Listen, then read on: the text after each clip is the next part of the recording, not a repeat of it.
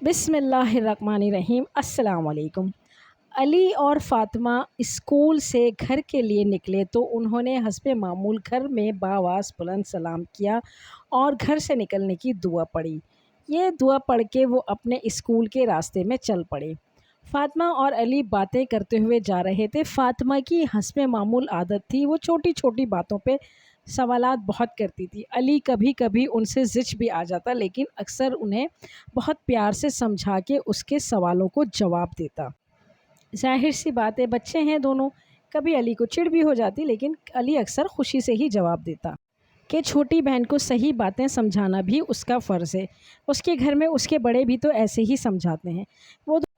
تو اس نے بھی یہی بات سیکھی کہ کوئی بھی بات ایسی ہو جو سوال بن جائے ذہن میں، اور ہم اسے کسی سے بھی پوچھیں تو جسے اس کا جواب معلوم ہو وہ اچھی طرح سے اسے سمجھائے تاکہ اگلے کو بھی سمجھ آئے۔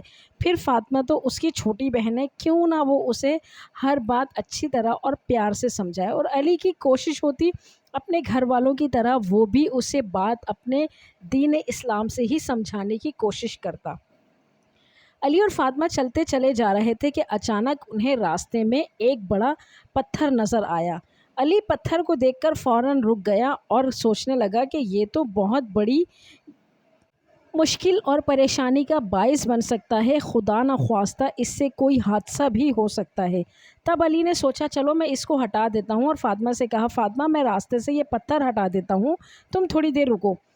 تب فاطمہ کہنے لگی بھائی کیا ہو گیا، ہم سائڈ سے ہو کے چلتے ہیں نا، پتھر پڑا رہنے دے، کسی کو کچھ کر تو نہیں رہا نا۔ تب علی نے فاطمہ کو سمجھایا نہیں فاطمہ، یہ پتھر صرف پتھر نہیں ہے، یہ رکاوٹ ہے، اور اللہ نہ کرے کوئی گاڑی یہاں سے گزرے یا کوئی بچے یہاں سے گزرے یا کوئی بوڑھا یہاں سے گزرے جس کی نظر میں نہ پڑے یا جسے نہیں نظر آئے، وہ ٹھوکر کھا کے گر بھی سکتا ہے، گاڑی کا حادثہ بھی ہو سکتا ہے، تو اس رکاوٹ کو ہٹانا میرا فرض ہے۔ فاطمہ کو علی کی یہ بات ابھی بھی سمجھ نہ آئی اور کہنے لگی ارے بھائی میں آپ کی بات نہیں سمجھ رہی، آپ نہیں اگر ہٹائیں گے تو کچھ نہیں ہوگا، چلے لوگ دیکھ کے چلے جائیں گے، ہم بھی تو رک گئے نا۔ تب علی نے کہا فاطمہ رکو، میں تمہیں اس کی ایک اچھی اور بہترین مثال دیتا ہوں۔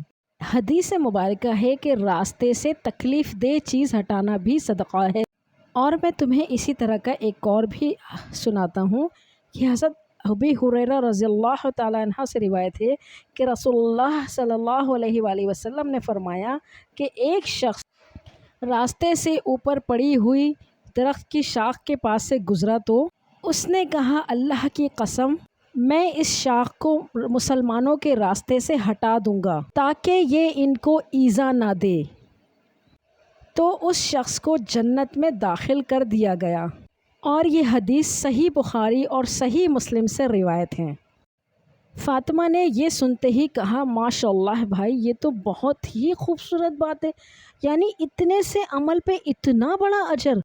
ہاں فاطمہ اتنا بڑا اجر۔ پھر دونوں نے مل کے پتھر کو ہٹایا اور راستہ صاف ہوا، تب وہ دونوں آگے کی طرف چلے۔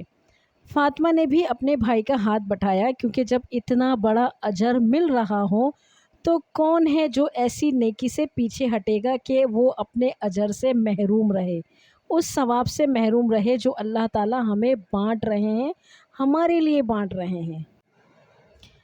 حدیث سن کے فاطمہ نے اپنے بھائی سے یہی کہا کہ میں بھی آپ کا ساتھ دوں گی تاکہ اس ثواب کو کمانے میں بھی اس کی حقدار بنوں، اور مجھے بھی اللہ تعالیٰ اس ثواب میں حصے دار بنائیں، کیونکہ اللہ تعالیٰ تو بہت غفور و رحیم ہے، اور وہ ہمارے ہر نیک عمل کو ہماری سوچ سے بھی زیادہ بہترین اجر سے نوازتے ہیں۔ اللہ تعالیٰ ہماری چھوٹی چھوٹی نیکیوں کو قبول کرے۔ پھر علی نے بھی فاطمہ کو منع نہیں کیا بلکہ اس کے ساتھ مل کے ہی پتھر ہٹایا۔ وہ دونوں آگے چلتے چلے جا رہے تھے۔ اب وہ بڑا خوش تھا کہ آج فاطمہ نے ایک چلو نئی بات سیکھی اور اس پر عمل بھی کیا، اور فاطمہ بھی اپنے بھائی کی ذہانت پہ بہت خوش ہوئی کہ میرے بھائی ہمیشہ مجھے کوئی نہ کوئی نئی چیز سکھاتے ہیں، اور وہ بھی دین اسلام سے سکھاتے ہیں جس پر عمل کر کے مجھے نیکی بھی ملتی ہے، ثواب بھی ملتا ہے، اور میرے اندر ایک اخلاق بھی پیدا ہوتا ہے۔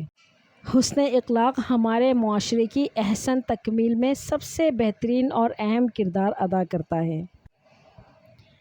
फातिमा ने फिर भाई से पूछा, भाई अच्छा एक बात तो बताएं कि क्या अगर हम से कोई नेकी ऐसी हो जाए जिसका सिर्फ हमें पता हो और बाकी नहीं पता, जैसे हमने अभी ये काम किया, ये नेकी थी, क्या ज़रूरी है कि हम अपने दोस्तों से भी ये बयान करें या उन्हें भी बताएं या हम अपने घर में भी बताएं?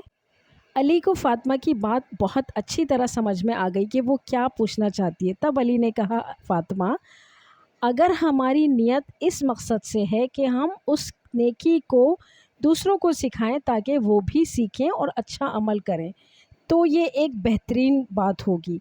लेकिन अगर हमारा मकसद दुनिया को ये दिखाना हो कि हमने एक काम किया है और अपनी बड़ाई जताना हो, तो ये रयाकारी कहलाएगी और रयाकारी अल्लाह के नज़दीक सबसे बड़ा गुनाह है। और सूरह बकरा में अल्लाह ताला हमसे यही कहते हैं कि अपने अमाल को उन लोगों की तरह बर्बाद ना करो जो एहसान को या अपने सदक़ात को जतलाते हैं। तो कोई भी काम करो वो नेकी की गर्ज से करो, दिखावे के लिए नहीं करो। ये सुन के फ़ातिमा ने कहा, जी भाई मेरे भी जहन में यही बात थी कि मैं अपनी सहेलियों को यही बात बताना चाहती हूँ कि रास्ते में पड़ी हुई चीज़ को हटाना कितनी बड़ी नेकी और सदका है और इसका अजर अल्लाह के नज़दीक कितना ज़्यादा है। ये सुनकर अली ने कहा, फ़ातिमा नेकी को फैलाना भी नेकी है।